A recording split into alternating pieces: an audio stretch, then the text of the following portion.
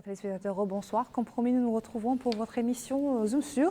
Ce soir, nous allons parler de l'emploi. Alors, 100 000 emplois, c'est l'objectif que s'est fixé l'État mauritanien pour les 3 prochaines années. Pour ce faire, un vaste programme a été mis en place par le ministère de l'Emploi et de la Formation professionnelle.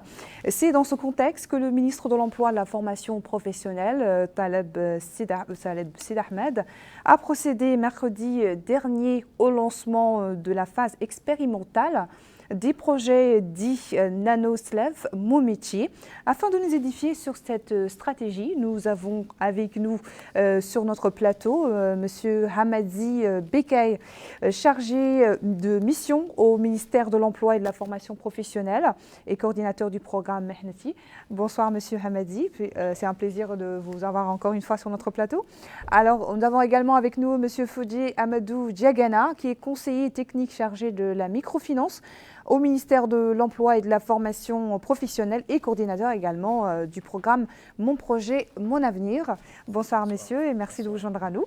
Afin de continuer, avant de continuer bien entendu, je vais quand même vous proposer de suivre le reportage de Bokar Bailaba qui nous parle de ce projet.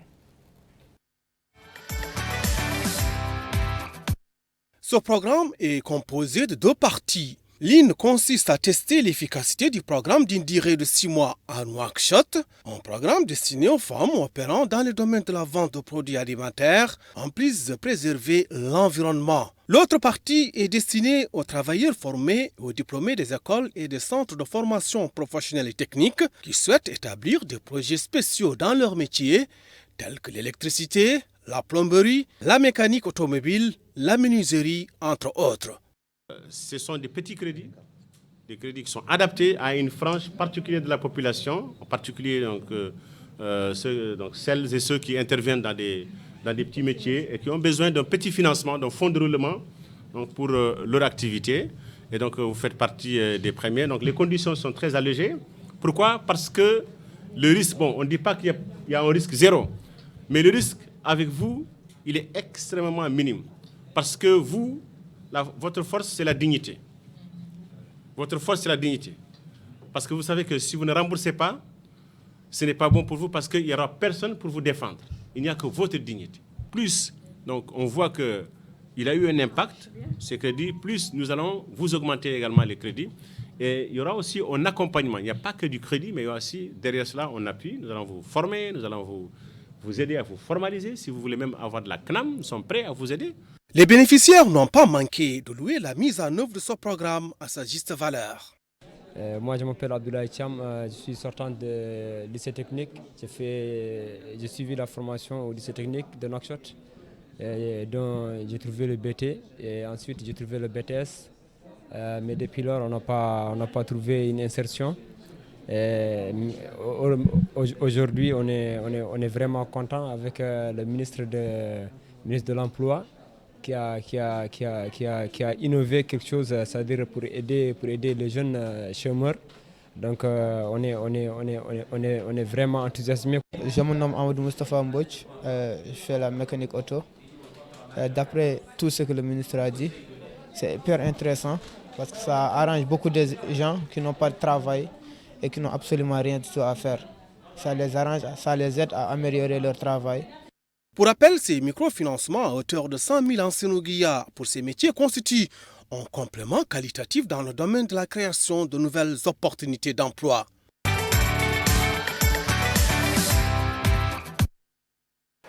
Merci beaucoup Bokar Bailaba pour ce compte rendu. Alors Monsieur Hamadi, on va commencer par vous. Dites-nous quelles sont les principales caractéristiques de cette phase NanoSlev, mon métier. C'est quoi NanoSlev, mon métier? Merci, madame.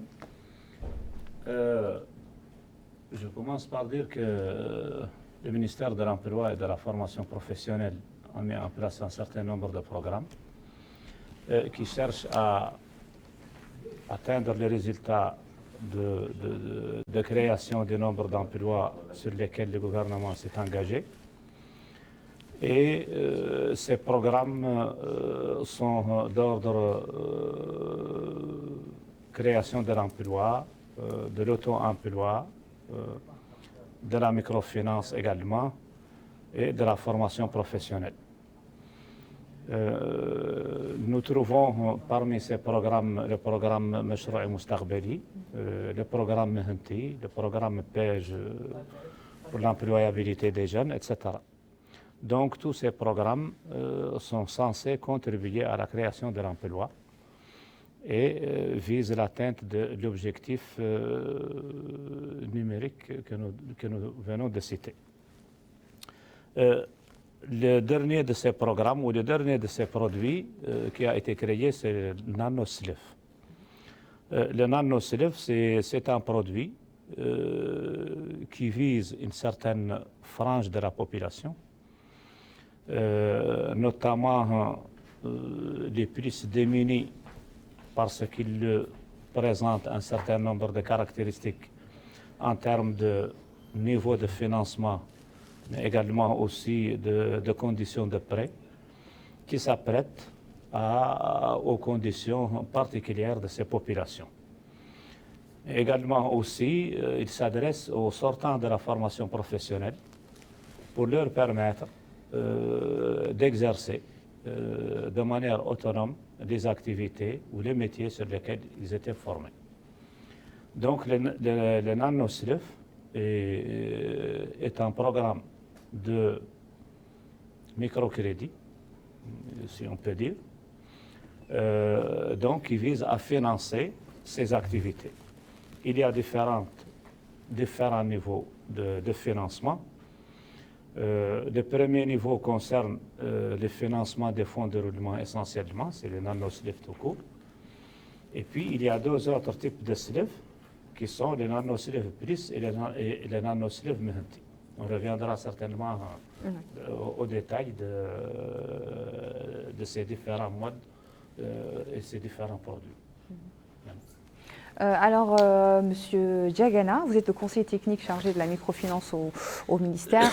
Tout à l'heure, Monsieur Hamadi nous a parlé, nous a édifié sur les caractéristiques vraiment des personnes qui peuvent bénéficier de ce projet. Est-ce que vous pouvez nous en parler? Oui, merci beaucoup pour cette opportunité. Vous savez, comme l'a dit tout à l'heure le chargé de mission, le ministère de l'Emploi et de la formation professionnelle, dans son intervention notamment avec mon projet Mon Avenir depuis 2 ans, a intervenu sur une frange de la population qui sont essentiellement des jeunes âgés de 20 à 40 ans. Alors, nous sommes une entité publique, nous devrions prendre en charge toute la question et la problématique de l'emploi et dans toutes ses dimensions.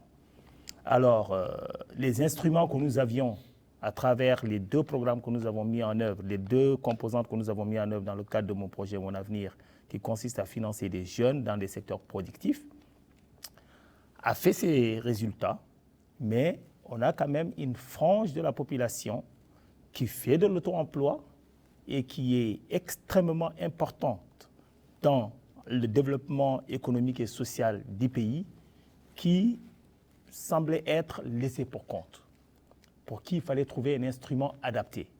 L'efficacité de ces programmes, c'est d'arriver à mettre en place un certain nombre d'instruments qui sont facilement maîtrisables, compréhensifs par les bénéficiaires et qui peuvent les utiliser à bon escient. Mais quand vous dites instrument, de quel instrument parlez-vous? Je parle de NanoSlev.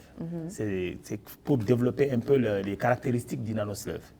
NanoSlev, on a le microcrédit qui existe, c'est encore du crédit qui est en deçà du microcrédit. Et le secret du NanoSlev, c'est la célérité et la rapidité de la mise en place du financement pour les bénéficiaires une fois que l'accord a été donné. Et cet accord est donné par les entités partenaires, parce que le NanoSlev, ce n'est pas tout simplement le département qui les met en œuvre, mais le département le met en œuvre en partenariat avec des acteurs que sont les réseaux des caisses populaires d'épargne et de crédit, qui sont connus pour leur métier de financement et d'intermédiation financière, mais également les banques mobiles. Les banques mobiles que nous avons actuellement sur le marché, qui sont Massarfi au niveau de la BMCI et Bankili au niveau de la BPM. Donc ce sont 2 autres acteurs qui s'associent à nous dans cette opération pour pouvoir faire d'une pierre 2 coups On finance une activité génératrice de revenus pour une personne qui ne pensait pas un jour pouvoir être bancarisée, et on arrive à bancariser cette personne, c'est-à-dire le mettre dans le circuit bancaire à travers effectivement la banque en ligne. On me dira, il y a la barrière de l'analphabétisme, mais soyons d'accord qu'aujourd'hui, en matière d'utilisation de téléphone, je pense que les analphabètes utilisent beaucoup plus le téléphone que les alphabétisés. Et par conséquent, le mécanisme simplifié qui est utilisé par ces plateformes de banque digitale permet à ces personnes de faire effectivement de la banque en ligne sans pour autant être alphabétisés. Donc ils peuvent disposer de leur crédit en 24 heures, faire leur remboursement sans pour autant quitter leur petit commerce, sur place, rembourser le crédit et acheter également sans pour autant transporter avec eux. Mais comment les cela ressources. va se passer pour bénéficier du crédit déjà? Quels sont les critères? Et ensuite pour le remboursement? Voilà. Par rapport au crédit, on a des critères, comme l'a dit tout à l'heure mon collègue. Il faut être entre 25 et 50 ans et avoir une activité déjà existante. Parce qu'on a quand même beaucoup de personnes qui sont autour des marchés, qui sont autour des centres commerciaux, qui font un certain nombre d'activités et qui ont juste besoin d'un fonds de roulement pour décoller. Alors, nous utilisons ce NanoSleuth pour permettre à quelqu'un de prendre un premier crédit de fonds de roulement quand la personne avait l'habitude de faire tourner tous les jours 2000, 3000, 4000 ouguiya en ancien ouguiya pour faire tourner son petit commerce. On peut lui donner entre 10 000 ouguiya jusqu'à 100 000 anciens ouguiya pour pouvoir développer le niveau de son commerce et l'amener à prendre ce montant 1, 2, 3 ou 4 fois même et qui permet de grossir un tout petit peu cette activité et de passer vers une autre étape qui consiste à dire je passe vers la micro-entreprise. Et quand on passe vers la micro-entreprise, il y a un accompagnement qui suit cet individu pour pouvoir formaliser cette entreprise.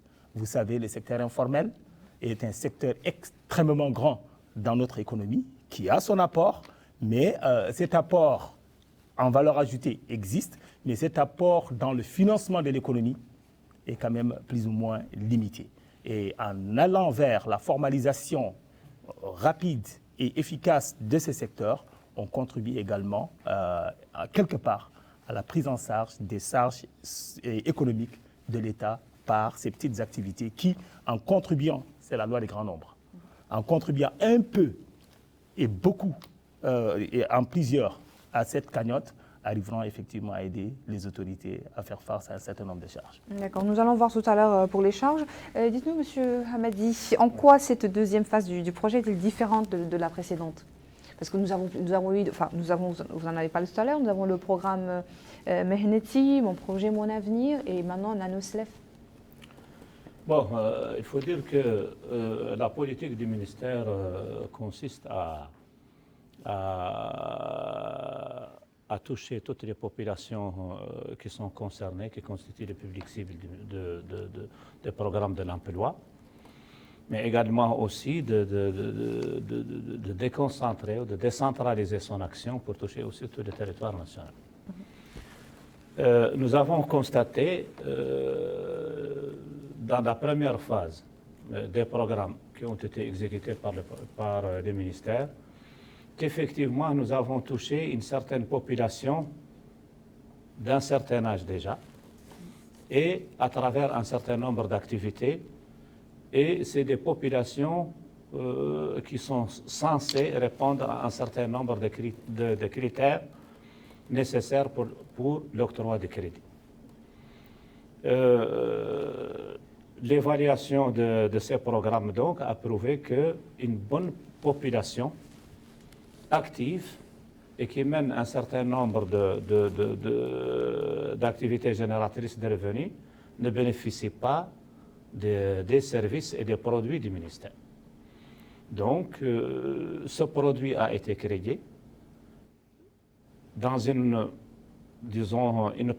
approche évolutive des services du ministère et qui permet de toucher toute cette population qui exerce des petits métiers et qui nécessite justement de petits apports, Un coup de pouce. voilà, un peu plus pour qu'ils développent leurs activités.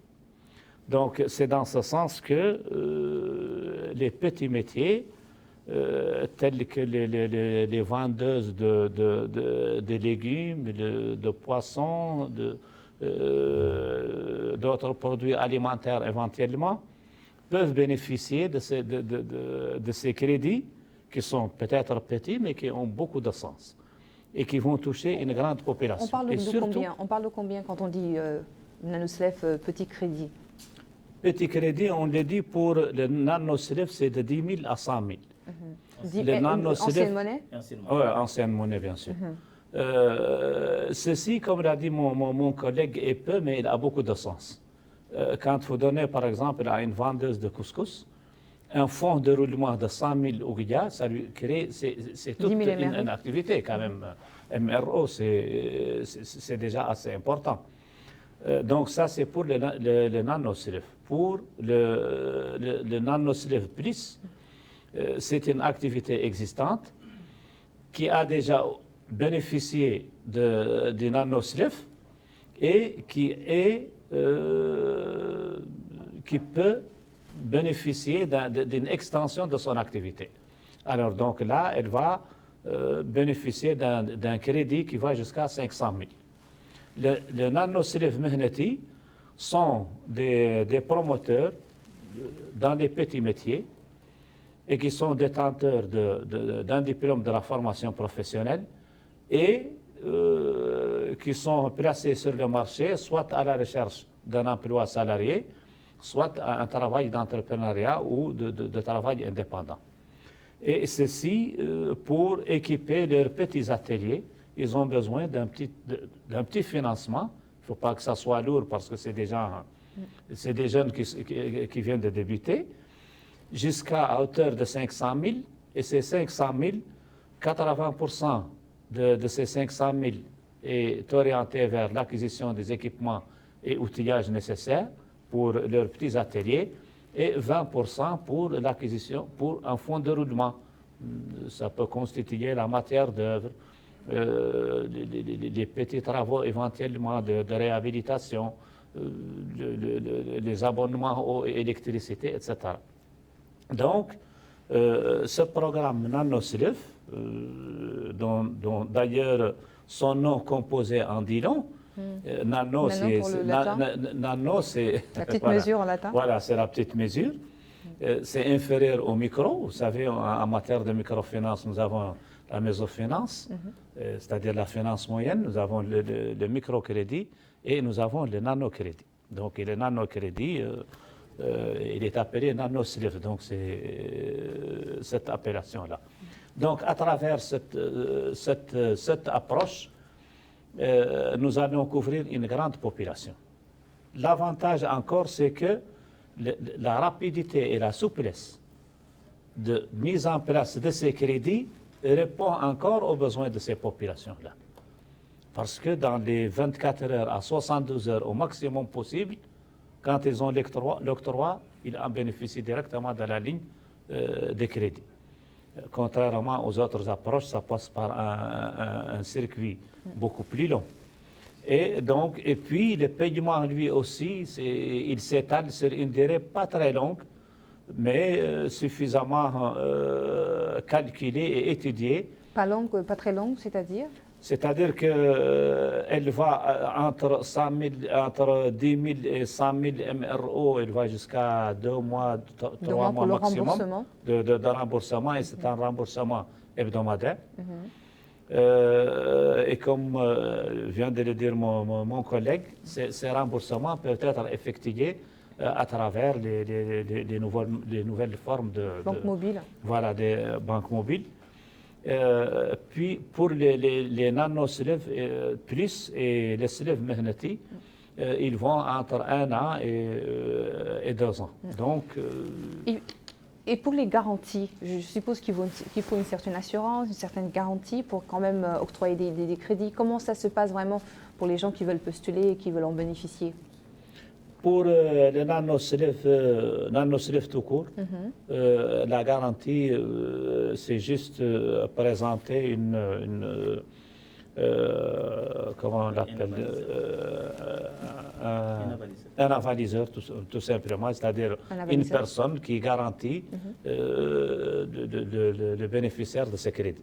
Une personne, c'est-à-dire Une personne physique qui est connue, soit un salarié, soit quelqu'un qui vient et qui garantit la personne qui va bénéficier de ce crédit. De toute façon, le crédit n'est pas aussi important que ça. Et il y a des études ont prouvé que ces populations sont les meilleures pour rembourser. Absolument, les meilleurs rembourseurs de ces crédits. Donc, ce sont les meilleurs clients, c'est connu mondialement. Bon, pour les nanoslef plus et les nanoslef Mehnati, alors là, la garantie, elle évolue cette fois-ci. Il y a le nantissement du matériel, il y a soit l'avaliseur, soit une hypothèque encore qui peut être mise en valeur. Et justement, pour le nanoslef, est-ce que vous effectuez des suivis? Comment ça se passe pour les bénéficiaires? Est-ce que vous faites des suivis, des études, vous les accompagnez, des formations, quelque chose comme ça? On commence tout d'abord par, suite à la première opération, quand ils reçoivent ces slèves, ils bénéficient d'une formation, d'un accompagnement déjà. C'est une formation légère en éducation financière qui leur permet un peu de gérer leur trésorerie. Ça, c'est au niveau de cette opération. Mais chaque personne aussi, bien que le niveau de financement est faible, chaque personne dispose d'un dossier et ce dossier permet à la fois aux conseillers des programmes, mais aussi à l'institution elle-même financière de suivre l'évolution de l'activité de la personne qui a bénéficié de ce crédit. Et donc, on ne les laisse pas tout simplement à leur propre sort, mais on essaie de les suivre et de les encadrer aussi pour pouvoir résoudre avec eux les problèmes éventuels qui peuvent leur être posés. D'accord. Ouais. Monsieur Diagana, vous avez parlé tout à l'heure du partenariat entre le département de l'emploi et le réseau des caisses populaires d'épargne et de crédit. Comment cela se passe? Bon, vous savez, déjà, le réseau des caisses populaires d'épargne et de crédit est sous la tutelle du département de l'emploi et de la formation professionnelle. Donc, un partenaire déjà naturel. Et sa mission qui consiste à faire de l'intermédiation financière fait que cette activité pour laquelle le ministère n'est pas outillé pour mesurer les risques financiers des financements que nous octroyons aux bénéficiaires passe par cette entité qui est reconnue et c'est dans le métier effectivement de faire de l'intermédiation financière. C'est un réseau qui couvre le territoire national, qui se trouve dans tous les départements de Mauritanie et qui fait du financement de proximité. Pourquoi on a voulu traiter avec le réseau des caisses populaires d'épargne et de crédit par rapport au nanofinancement?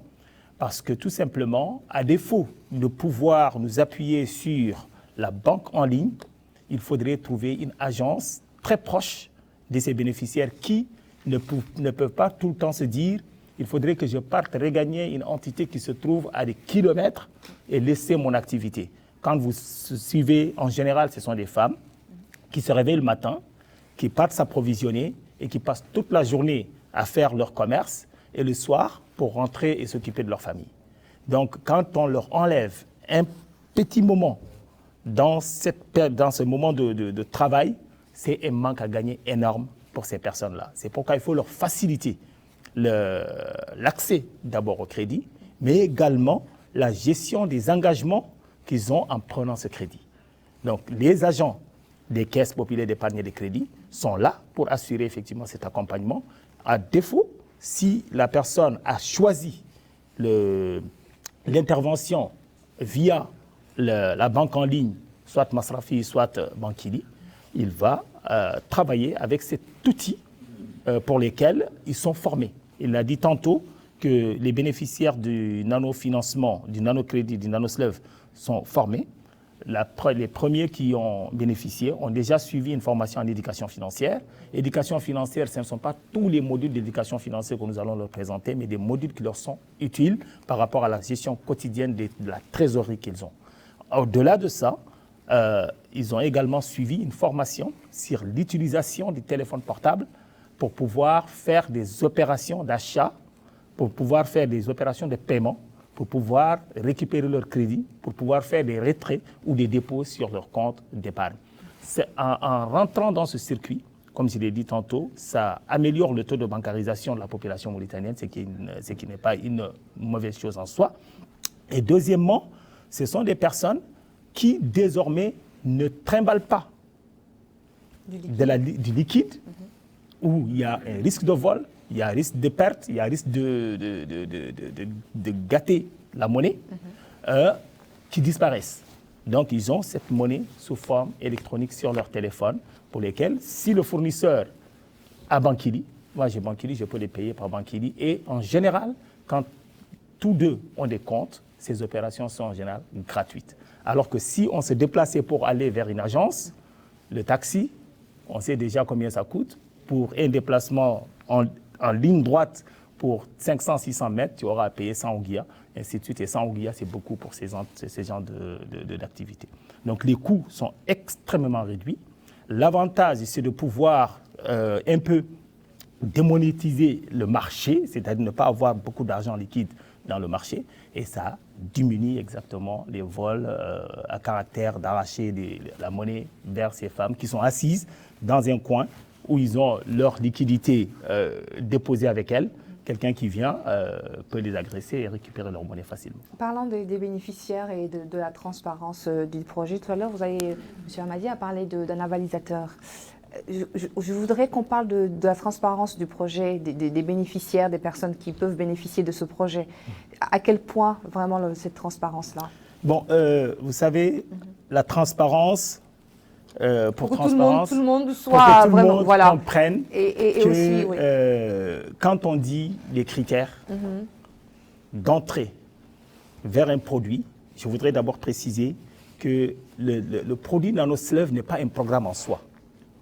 C'est plutôt une identification d'un produit et de Mehenti et de Messouri Moustarbeli, de mon projet Mon Avenir, pour toucher une frange de population qui n'a pas été touchée depuis le début de ces programmes. Donc, face à une cible donnée, il faut effectivement avoir l'instrument le plus efficace possible pour l'atteindre. Alors, ce NanoSleuve a été mis en place dans un souci d'atteindre cette population qui a besoin du crédit, mais qui n'a pas suffisamment de temps pour aller voir les entités qui font cette activité et qui n'est pas très outillé pour dire je veux monter un dossier pour venir les voir. Alors, quand on lance un tel produit, ce sont des personnes qui peuvent soit rencontrer un agent, un conseiller d'entreprise, qui leur remplit le formulaire de demande. Et quand ce formulaire de demande est rempli, il est soumis au comité des caisses populaires d'épargne et de crédit, qui, une fois validé, le processus peut prendre 2-3 jours par rapport à l'étude, mais une fois que c'est validé, si la personne a fait le choix de la banque en ligne, son crédit est décaissé dans les 24 heures. Si la personne a fait le choix d'aller directement vers l'agence, on peut aller jusqu'à 72 heures. C'est dû au fait qu'au niveau de l'agence, il y a de la paperasserie, il faudrait qu'on travaille pour un certain nombre de choses. Mais la banque en ligne, le réseau des caisses populaires d'épargne a son compte, l'individu a son compte ouvert, les listings sont transmis rapidement et les comptes sont facilement crédités par rapport aux montants qui ont été identifiés. Et l'accompagnement dont vous avez souligné tantôt, les conseillers d'entreprise sont à l'écoute de ces personnes par rapport aux difficultés qu'ils peuvent avoir et dans le cadre de leur activité et aussi dans le cadre des échanges et des rapports avec les différents acteurs de ce produit, aussi bien au niveau des banques qu'au niveau des caisses populaires d'épargne et de crédit. Parce que ce n'est pas tout le monde qui comprend facilement le langage des financiers. alors il faudrait effectivement ces intermédiaires qui sont des conseillers, qui les accompagnent et qui deviennent enfin leur coach. Justement, vous parlez de conseillers. Est-ce que ces personnes-là aussi bénéficient de formations sur la gestion de l'argent, par exemple?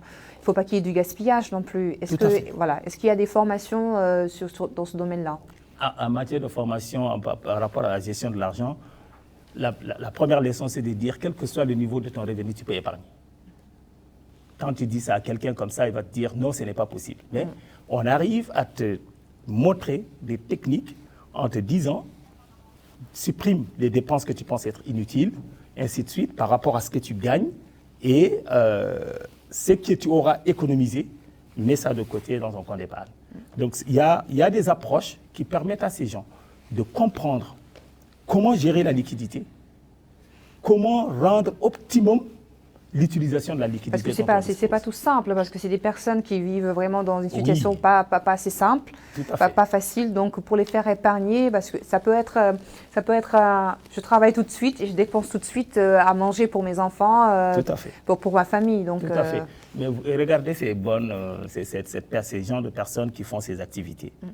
Ils les font pendant des années et ils continuent de le faire. Ils dépensent. Mais dans leur subconscient, ils ne mangent jamais leur capital. Ils vont dépenser les produits, les bénéfices, mais ce qui leur permet de renouveler leur stock le lendemain pour pouvoir continuer et gagner les mêmes bénéfices et les dépenser encore, ils vont continuer à le faire. Maintenant, l'introduction du NanoSlave, son rôle, c'est quoi? Moi qui avais un capital départ de 5 000, 6 000 tous les jours, qui me procure un bénéfice de 500, 600, je peux disposer d'un capital départ qui varie entre 10 000 jusqu'à 100 000, qui va multiplier le niveau de mon produit et par conséquent progressivement multiplier mon capital journalier. Et ce sont des personnes en général, quand le soir arrive, ils n'ont plus de stock. Alors quand ils ont désormais des stocks qui permettent d'alimenter beaucoup plus de clients, ils font beaucoup plus de bénéfices et ils peuvent maintenant penser à dire, au lieu de rester dans cet état, parce que là également c'est la sensibilisation, la formation, à leur faire comprendre que on peut évoluer de cette petite activité autour du marché vers une micro et petite entreprise. Donc le processus consiste à renforcer la capacité productive de ces personnes-là. Quelqu'un qui fait du couscous, peut-être qu'il fait 10 kilos en ce moment, mais quand on renforce son fonds de roulement, il arrive à 20, 25 kilos, 30, 50 kilos, et progressivement, son commerce grandit. La place où elle est ne peut plus la contenir. Elle va trouver une boutique, et maintenant une adresse avec un panneau lumineux qui indique que c'est une activité qui est là, qui a dépassé maintenant le stade de petite activité génératrice de revenus, mais vers une micro et petite entreprise, et il rentre dans le processus de formalisation avec l'accompagnement là également des conseillers d'entreprise. Alors, monsieur le chargé de mission, Hamadi, tout à l'heure, Diagana a parlé de couscous comme exemple. Quels sont les secteurs qui sont ciblés? Les secteurs qui sont ciblés par les NanoSlave sont multiples. Il y a les secteurs de l'agriculture, le secteur de l'élevage, le secteur des services, du tourisme, des bâtiments et travaux publics. Donc, il faut dire tous les secteurs qui sont générateurs d'activités. Et ces activités, donc, sont toutes concernées par le NanoSlave pour venir en appui à ces petits promoteurs, si on peut dire. L'appui à ces promoteurs, qu'on peut appeler aussi les IPI, les unités de production individuelles, comme vient de le souligner mon collègue, ça contribue effectivement à la formalisation du secteur informel. Vous savez, notre tissu économique contribue en matière d'emploi, 96% à peu près des emplois créés sont créés dans le secteur informel.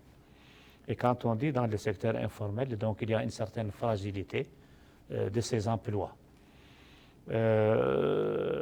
Donc, ce ne sont pas des emplois décents, ce ne sont pas des emplois pérennes.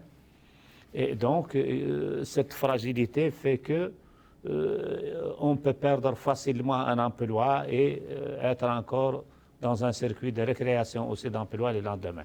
De toute façon, dans tout cela, il y a une fragilité qui fait que si nous appuyons ce secteur à travers sa plus petite unité, nous contribuons à sa pérennisation. Et à travers cette contribution, nous améliorons les revenus de l'individu qu'il apporte et l'emploi éventuellement qui est créé et sécurisé et également aussi, donc, cette activité peut s'inscrire dans le cadre de la comptabilité financière de manière générale pour tout ce qui est et donc dans le cadre de la croissance économique du pays. Donc, les UPI, qui sont des unités de production industrielle, se trouvent dans tous les secteurs. Donc, je le répète, donc dans le secteur de l'agriculture, on le trouve dans même les vendeurs de la menthe, par exemple, qu'on trouve dans toutes les rues, avec un seau. Mais quand on regarde de près, ces gens génèrent des revenus, et parfois même des revenus pas des moindres. Mais il y a un manque d'encadrement et de restructuration de leur activité. Mais également aussi, avec un petit appui, on peut certainement leur permettre à mieux développer aussi leur activité. Donc également aussi la vendeuse de légumes, le mécanicien du coin, quand on l'équipe dans son garage, il a plus de matériel, donc il a un meilleur service qu'il rend, et donc il a plus de clients et l'activité est mieux sécurisée. Quand on prend par exemple le boucher, donc son activité elle va être beaucoup plus hygiénique, elle va être plus attrayante, elle va lui permettre de mieux calculer ses revenus, ses dépenses, son capital, etc. Donc le fait d'appuyer tous ces secteurs a d'énormes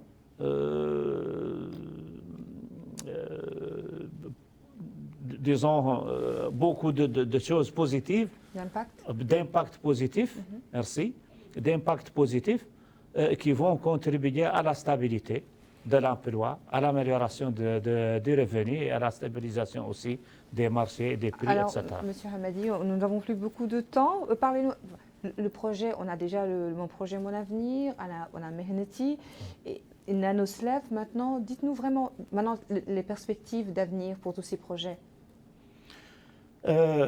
Bon, premièrement, pour recadrer les choses, le Nanoslave n'est pas un programme en soi. Oui, c'est une activité et c'est un produit qui s'inscrit dans le cadre des deux programmes.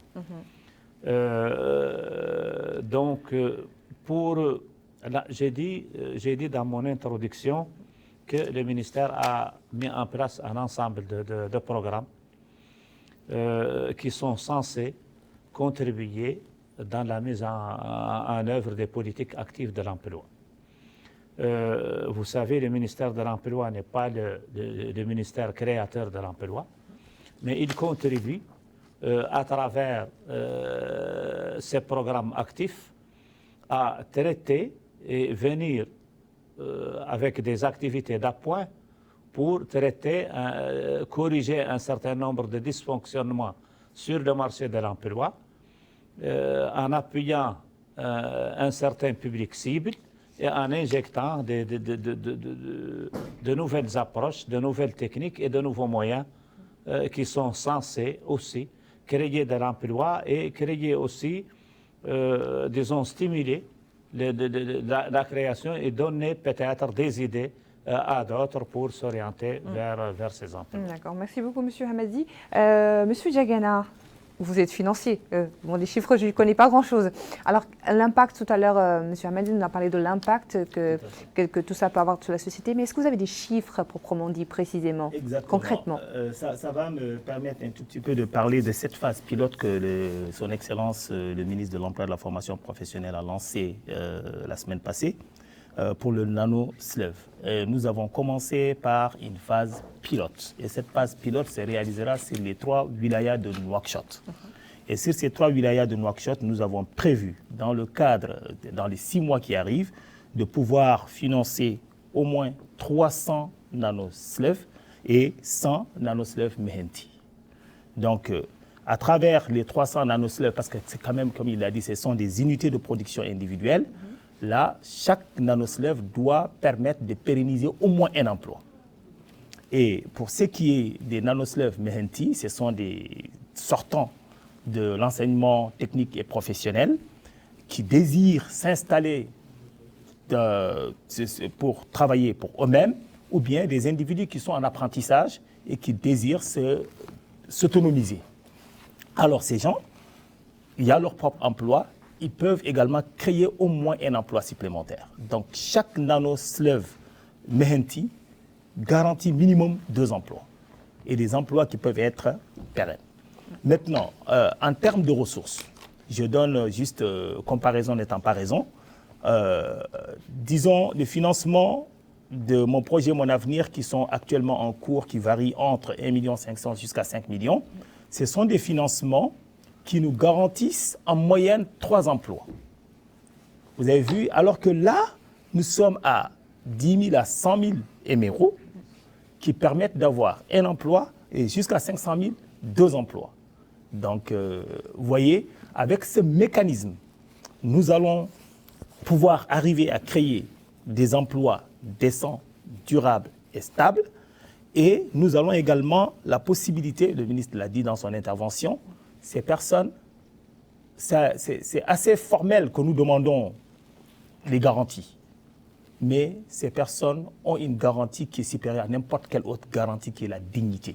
En disant, quand j'ai pris un crédit, c'est ma parole, c'est un engagement, et ils vont rembourser ce crédit-là.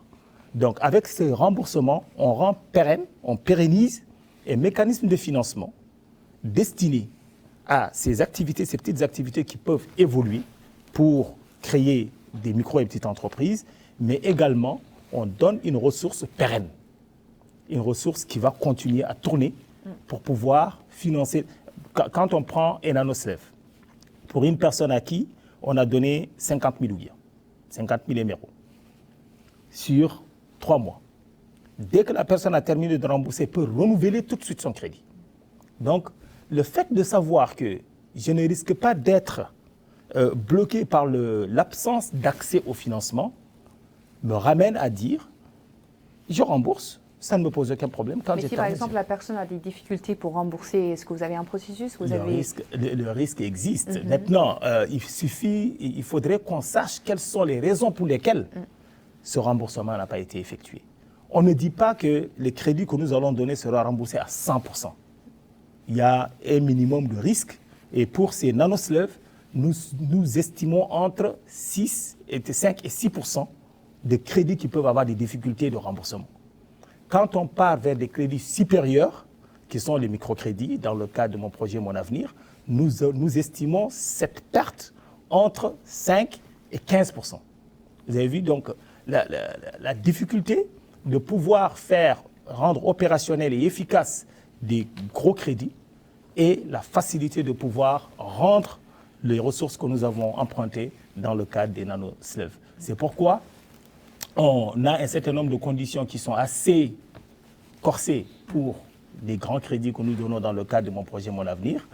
Je pense que les bénéficiaires en savent quelque chose, et ce n'est pas pour effectivement les freiner, mais c'est pour arriver à assurer un peu le mécanisme de cet outil, le mécanisme de ces instruments, pour que tout le monde s'en serve, ramène, et que les générations futures puissent s'en servir sans pour autant avoir des difficultés de dire « je ne peux pas exercer mon activité parce que je n'ai pas accès aux financement ». Merci beaucoup, M. Diagana. Alors, un dernier mot ou un appel peut-être à l'endroit des téléspectateurs Voilà, en tout cas, c'est pour dire tout simplement que le produit NanoSleuve qui a été lancé par son Excellence est un produit destiné à tous les Mauritaniens âgés de 25 à 50 ans qui désirent élargir leur activité par des financements petits, répétitifs et évoluer vers un mécanisme formalisé. Et le ministère est là avec ses partenaires et on ne ménagera aucun effort pour les aider. Merci beaucoup. Alors, c'est à vous, Monsieur Hamadi, vous avez quelque chose à ajouter, des précisions peut-être?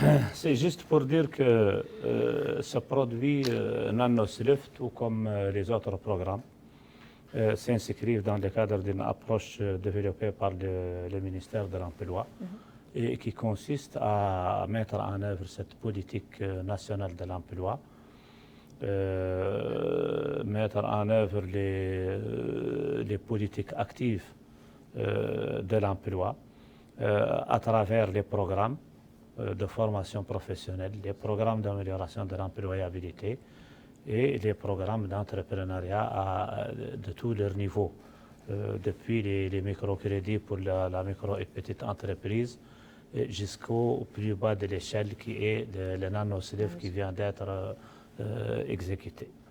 Donc, tout simplement dire que le ministère n'aménage aucun effort pour être au service du citoyen sur l'ensemble du territoire national. Donc nous pouvons espérer quand même d'autres stratégies, d'autres projets pour l'entrepreneuriat?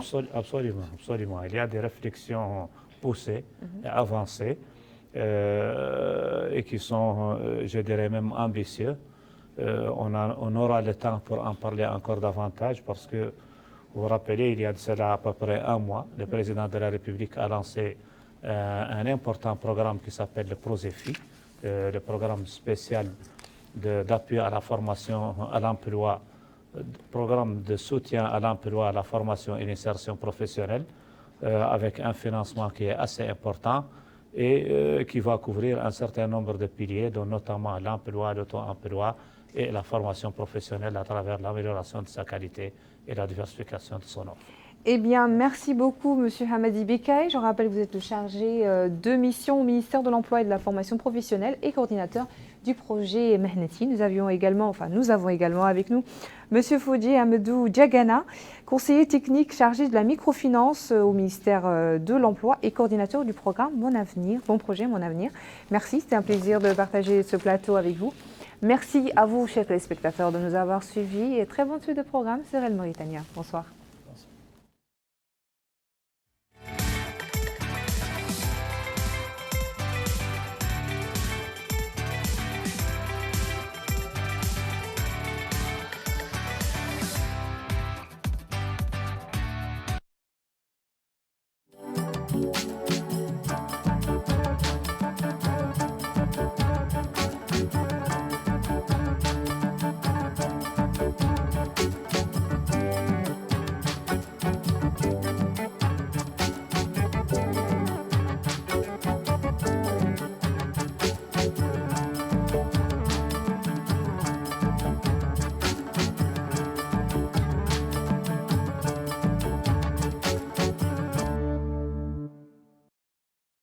داخل هذه السوق لمدينة نواذيبو معروضات لمكونات الصناعة التقليدية التي تشكل إنتاجا له حضوره المميز في مختلف نواحي الحياة الاقتصادية والثقافية والإبداعية. وهذه مارصة الصناعة التقليدية الحمد لله رب العالمين إن فيها زمن الحمد لله ما شاء الله، فيها الشغلة رايجة ما شاء الله، وفيها الحمد لله الحنة، وفيها ما يعني الصناعة التقليدية كاملة مهمة، والله إلا مهمة الحمد لله رب العالمين، والله هم اللي فيها ياسم الأهمية إن احنا الحرفيين جابرين فيها ياسم الأهمية وفاصلين فيها. جودة وأصالة الابتكارات والمهارات النسائية من خلال الحلي والتطريز وأدوات الزينة وغيرها تظهر في أجنحة السوق المختلفة. الممارسة التقليدية فيها الخرز وهل النعايل وهل الصكات وهل الحصاير وهل الوسايد، فيها جميع الصناعة التقليدية زينة عندنا، ولا كان تصل عندها قيمة ولا كان مطروح لها بال، ولا خلقت سابق ممارستنا احنا هذه. تجي الناس حتى كل عارف انه ممارسة تقليدية قاعد لا يجي قاعد يقرر عينه منها ويتماشي. بالنسبة لي انا لا مجال للخياطة واللي يعني عندنا هون نكونه، عندنا عليات الحمد لله كوناهم ومكاينهم كلهم عندها ماكينة ريناهم عدنا نكونوهم إن شاء الله عادوا يتكونوا قدر من الباس يعدلوا في كيف الباس العليات الباس التركة واللي منهم اللي بتبغي تتخصص لا في مسألة واحدة تتخصص فيها. مولي زيهون ارتزانا هاي فيتيهون بيتكاتي كامل ما شاء الله زينة ما شاء الله نحن أدل سباغة لها أدل قيد لأنه أدل كامل درارية كامل لأنه أدل وأرأيني هون نشغلوا. قرية الصناعة التقليدية التي تضم 69 حانوتا تهدف إلى تجميع مكونات الصناعة التقليدية والنهوض بها لتشارك في الدورة الاقتصادية الوطنية. فينا اللي احنا هون اليوم على مستوى ولاية داخلة نواديبو نقدر نوفر كل شيء على مستوى الولاية بما فيها أثاث المكاتب وبما فيها الطاولات المدرسية وبما فيها كل شيء، وهذا قاعدين تجبروا الاتحادية الجهوية وجبروا الصناعة التقليديين على المستوى الإقليمي. هذا في الحقيقة مكون لهم قطبهم. هدف من تكوين هذه القرية هو إنشاء إطار محلي لتنظيم وتعبئة الصناع التقليديين والحرفيين وفق مقاربة مهنية، وهذا من أهداف الاتحادية الجهوية للصناعة التقليدية والحرف على مستوى ولاية داخلة نواديبو. التقليدية بمدينة نواديبو يتيح فرصا لعرض مختلف منتوجات الصناعة التقليدية في مكان واحد لأصحاب الحرف، خاصة الصانع التقليدي الذي ظلت مهارته وإبداعاته توفر للجميع متطلبات الحياة البدوية اليومية.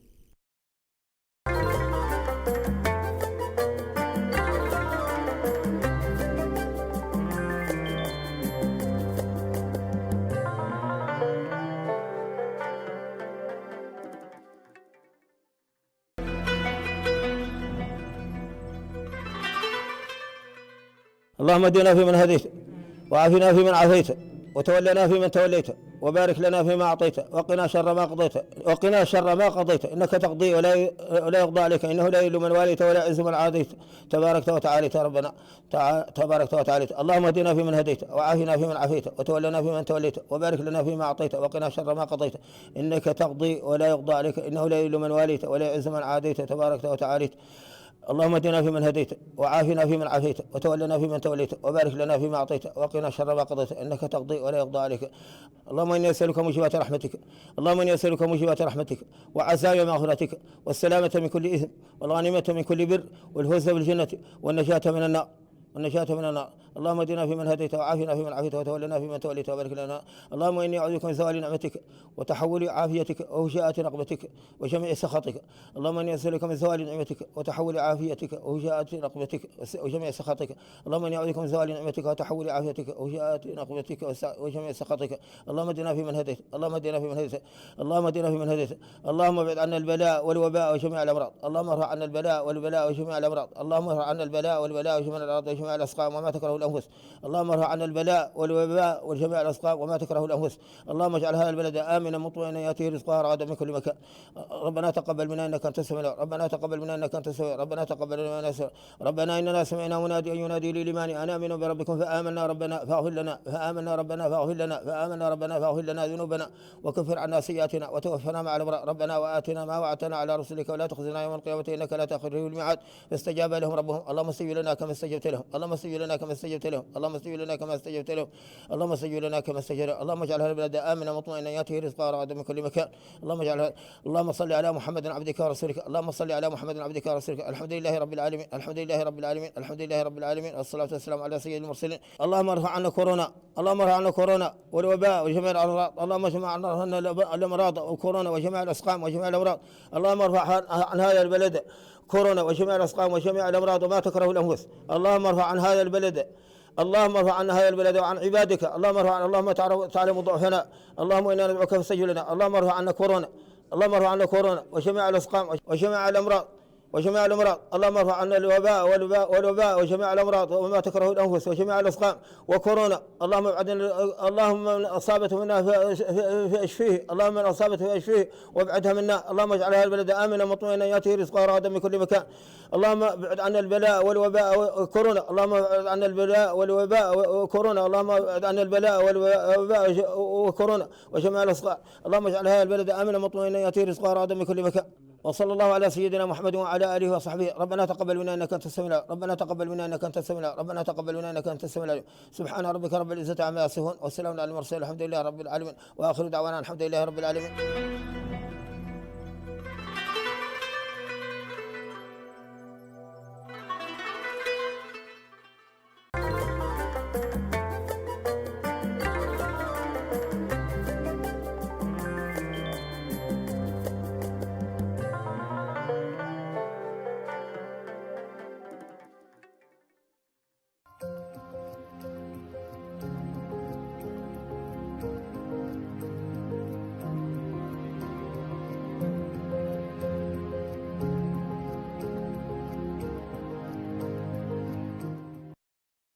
التيجاني بوبوتشام مالك أول ورشة في كيهيدي متخصصة في صناعة وصيانة الآلات الزراعية.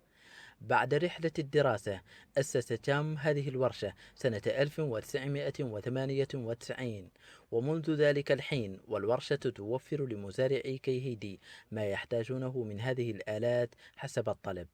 أنا عبدت الشغلة من عند 1998 كيهيدي هون ولاية قرقور. من هيك أنا عبد الله شغلت الزراعية، ماتريال الزراعية اللي ماشي الأجريكول سلمى اللي نعدله هون كيهيدي من عند موريتاني كامل. نحن اللي نعدله الماتريال أجريكول لانتريتيان، من نشتغلوا مع لي او ان جي افيك لو غوفرنمون، نشتغل مع لا ريشيرش لا سونادا. أنا شغلت الزراعية الكامل نعدله. يقول التيجاني إنه أقام هذا المعمل من أجل صناعة المعدات للمزارعين بمواد محلية تراعي خصوصية المنطقة وتنافس المعدات المستوردة مع انخفاض سعرها نسبيا. يمكن ما عدل من عند الزرو، عدلنا من عند زرو نيني إصلاح بأن عرفوا أنه جبرناها يعدلوا بأن النصارى ما ينقدر يجبروا موريتاني، لابد يمشي شوار الخارج نشروه من خير. نحن نصنعه هنا في موريتانيا ويجيبوا اللي ينفع للزراعة بحد يقبض الحشيش يجيبوه يديروا عليه يطحنوا يدير في الزقايب يعطي الأغنم والحيوان. قبل 3 سنوات لم يكن مزارعو كيهيدي يدركون قدرة الورشة على توفير حاجتهم، لكن بعد ذلك اشتهرت الورشة وذاع صيتها بين المزارعين.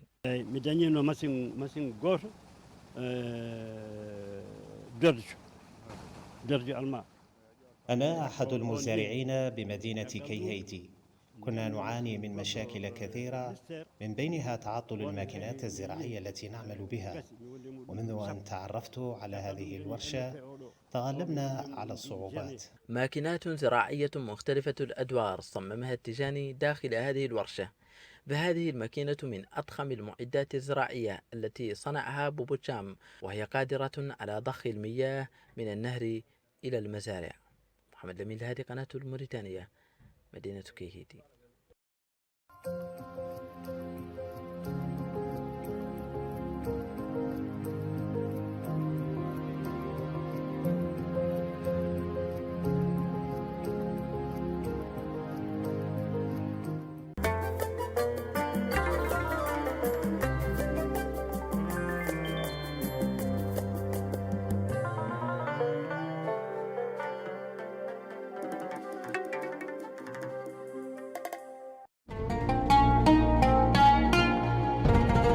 هذا البرنامج برعاية البنك الشعبي الموريتاني، بنك إسلامي 100% بكل اطمئنان.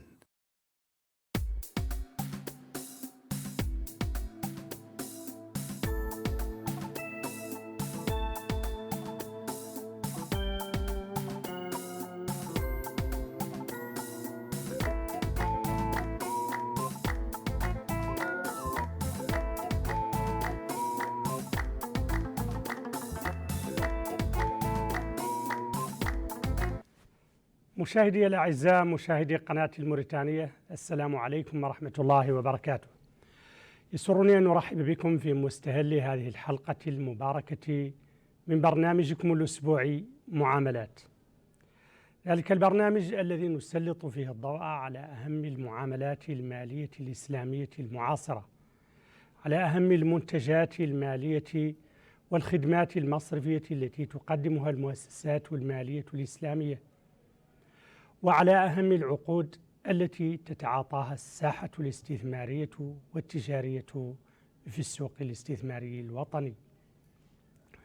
يسرنا أن يكون موضوعنا لهذا اليوم هو موضوع السيولة وإدارتها في المؤسسات المالية الإسلامية.